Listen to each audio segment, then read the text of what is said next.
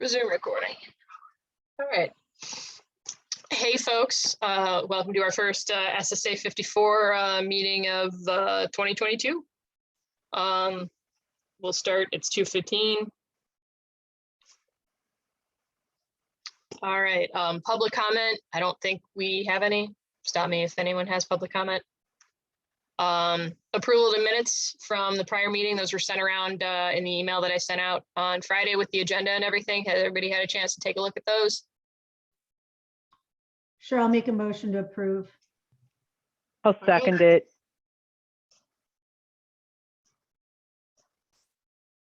All in favor?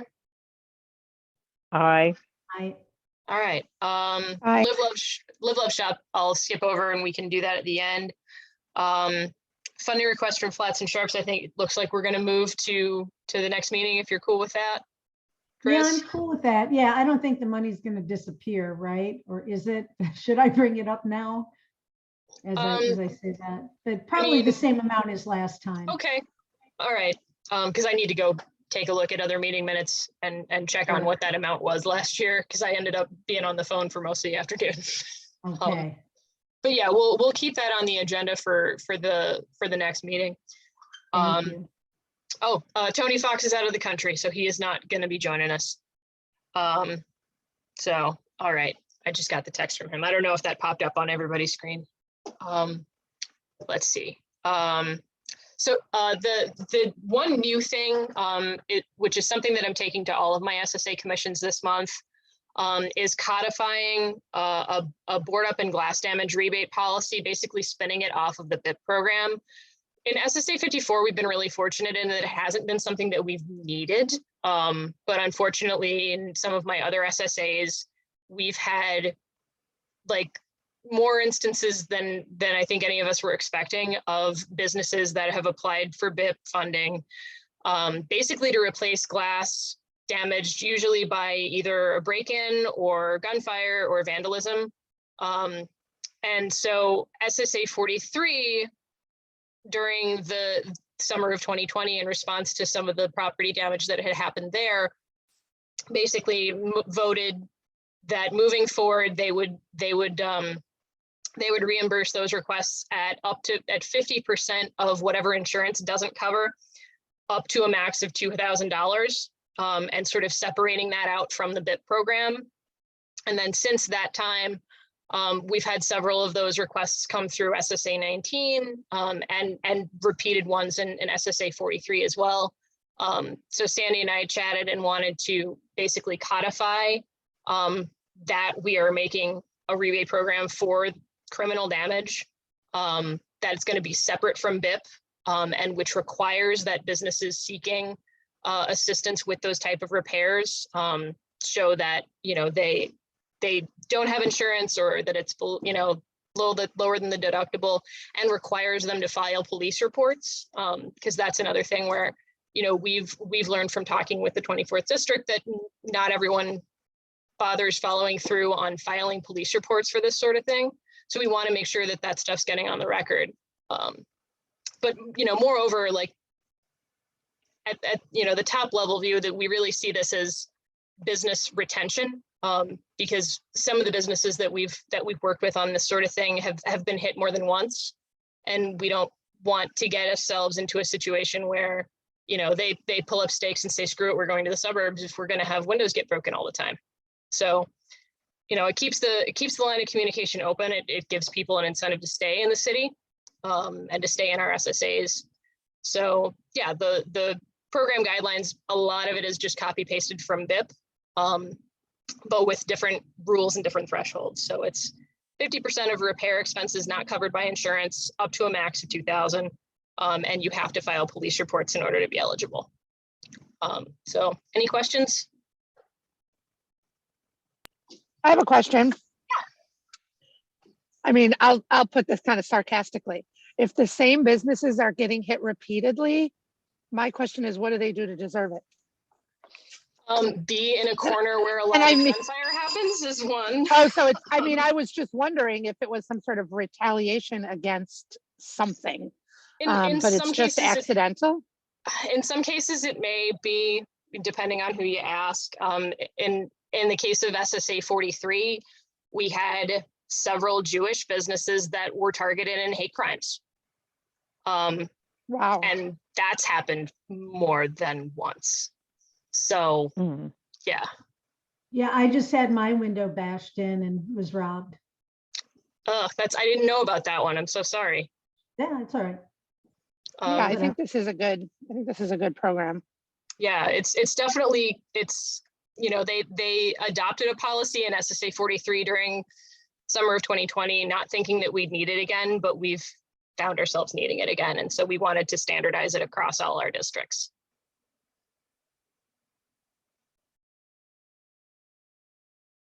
So any other questions, or anybody want to make a motion? Wait, I have another question, and I'm sorry, it's because I can only barely see what's on the screen. Did you say that businesses who do not have insurance would still qualify?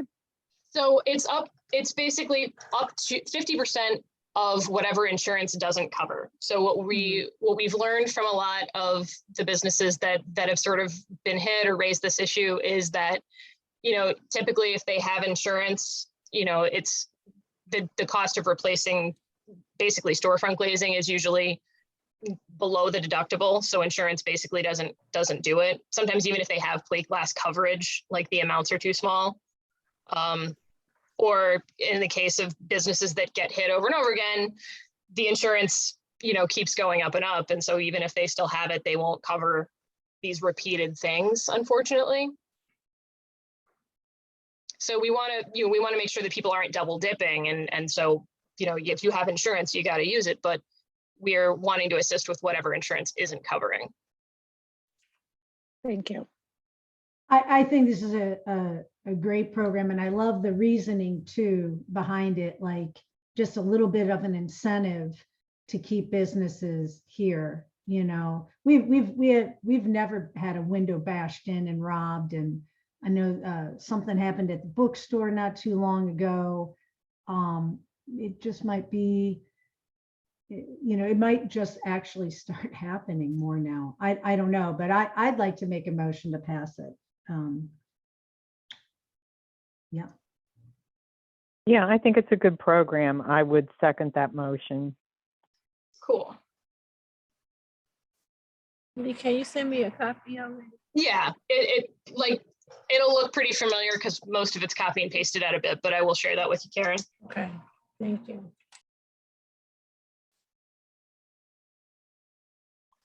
All right, so we have a motion and a second. All in favor? Aye. Aye.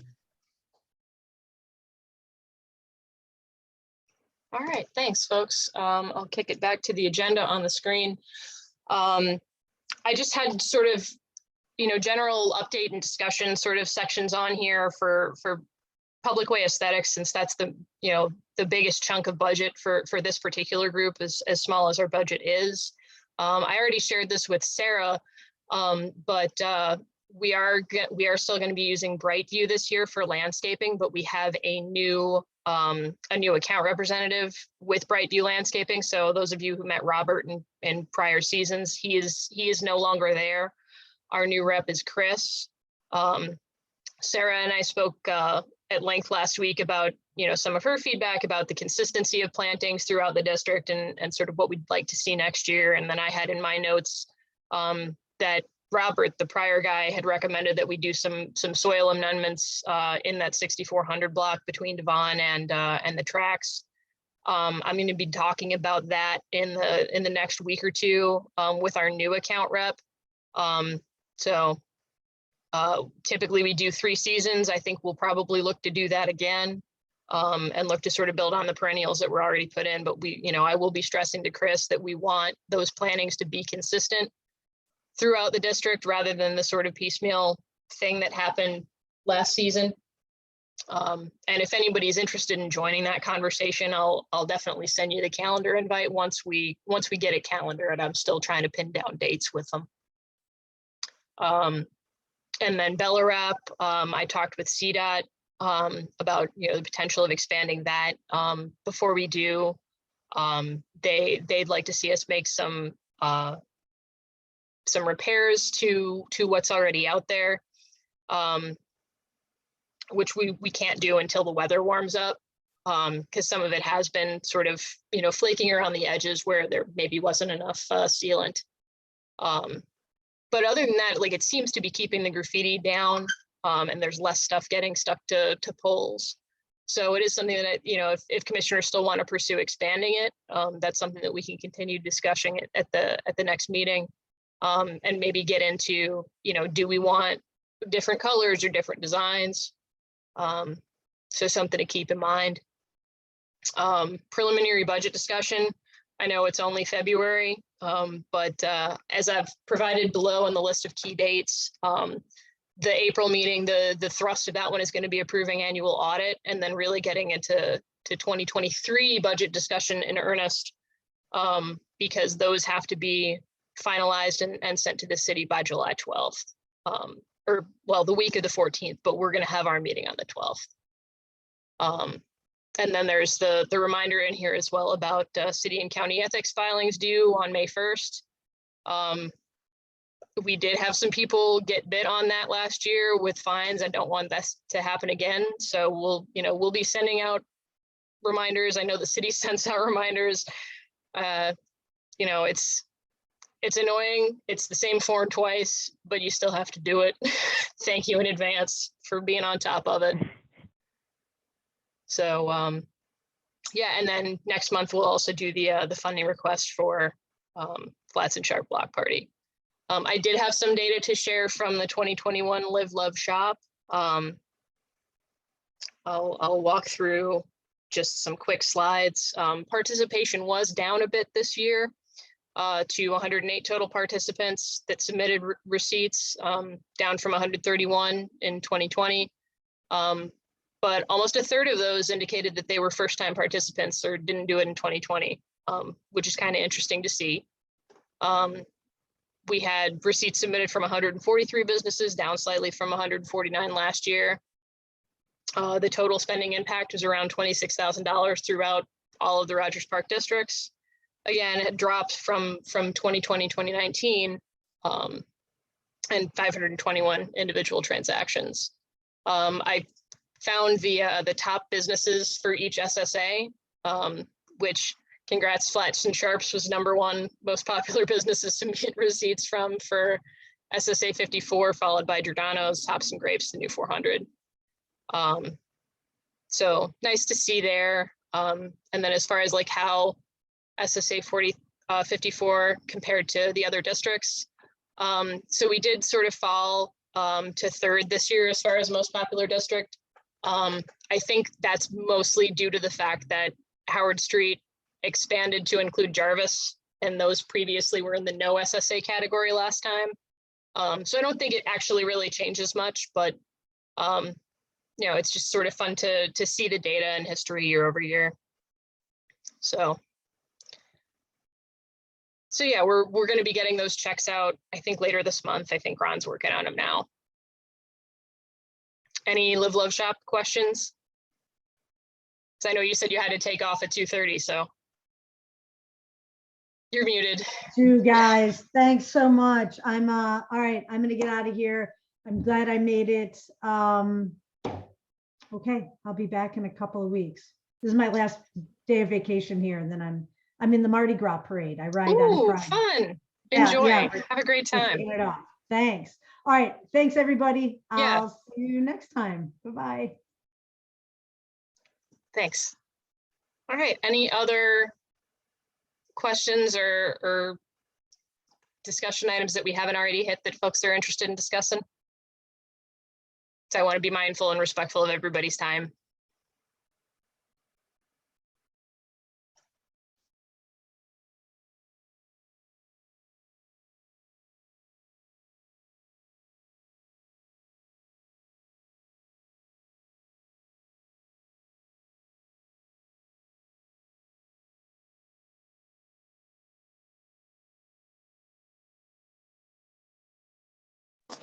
If you allow enough time, eventually somebody will speak. So you just proved it. So that will be me. And I don't know if you talked about this at the beginning. do you guys, is RPBA planning for any bid legislation when that passes the state, or are our SSAs essentially going to stay the same? Are you thinking of switching from an SSA to bid in the next go around, or just curious if you guys have started thinking about that? You know, I personally have not. I know Alderman Haddon is going to be meeting with DPD officials about our TIFs and, you know, what's happening with TIFs. Are there maybe opportunities to have there be more of them or something? So that's something that they're looking at and that we've been talking with them about. But I don't really have anything on bids because I know it's new, and then the city sort of workshop on it I know has been postponed. Yeah, we haven't talked about it at all, Jennifer, because I think we're just kind of waiting to see where it all lands. So we don't, until we know what they're, you know, what's going to be happening, it's, you know, why have that conversation not knowing? But, and then I think our hope is to take the lead, our lead from the city and from DPD. And Karen's here. I don't know if Karen, if you have any more information than what we've been hearing about it, but we haven't gotten any concrete information. You all know more than me. I just know that it's stuck in state legislation, which is why we haven't moved to. Right, and it could be a while. I mean, right, it could be months or years, or just, you know, fall to the wayside. So Right. we haven't even started talking about it. You got to get automatic buy-in on this too, which is going to be a long process. Right. So. It was only on my mind because Sandy, I had lunch with your colleague at the Magnificent Mile last week. And when I said, what is really going to be what is really the difference? Like, why is this such a big issue? And she said, like, she jokingly said, we can charge you guys more. And I was like, okay, then. I mean, Loyola has very little property on the Meg Mile. But the way she explained it is like that just the formulas for figuring out what property owners pay, right, could be adjusted. And so, speaking on behalf of a large nonprofit institution, I'm wondering if I already have to start paving the way for a different formula that might have us paying more than a voluntary contribution in the future. But it could be, I didn't realize it was potentially years away. I thought it was closer. Or the inclusion of residential property where we typically shy away from that. So yeah, and it's funny because even though I'm not involved in that part, Sandy will probably get more questions about the wills and wants of Spiff, of the bids than me. But just thinking about what happened with SSA 43 when the people came wanting money for the diapers and stuff. Yeah, that's who I think about all the time. That you all would have to deal with more of that. Yeah, should that come to fruition. So. Yeah, I think it could change the whole dynamic of the way we do business, right? Because our focus is on the commercial corridors, and that's where we want our focus to be, because we're the Rochester Park Business Alliance. You know what I mean? And you know that all could change. So I think it's a much bigger discussion, and I, for one, am not ready to have it yet. Yeah, I think let's have it when we know what's in the law, when the law gets passed. Because even once it does, there's going to be probably some time between it getting passed and implementation happening and what that looks like. Yep. And the agency that manages it, that was a whole discussion too. You know. Yeah, because is that going to be DPD or would it be someone else? And see that, right, exactly. How does that work? So. Yeah.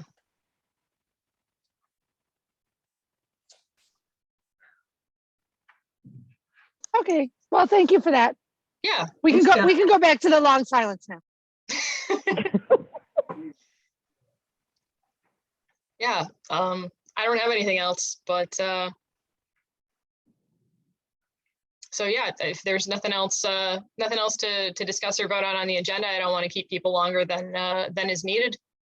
If somebody wants to make a motion to adjourn, that was where I was headed. Also move. Yeah. This was the fastest meeting I've ever Mhm. been. I love it. Nice seeing everybody. Thank you, guys. All right. Have a good day. Bye-bye. Thanks, everybody. Bye-bye. Bye-bye. Thank you. Bye-bye.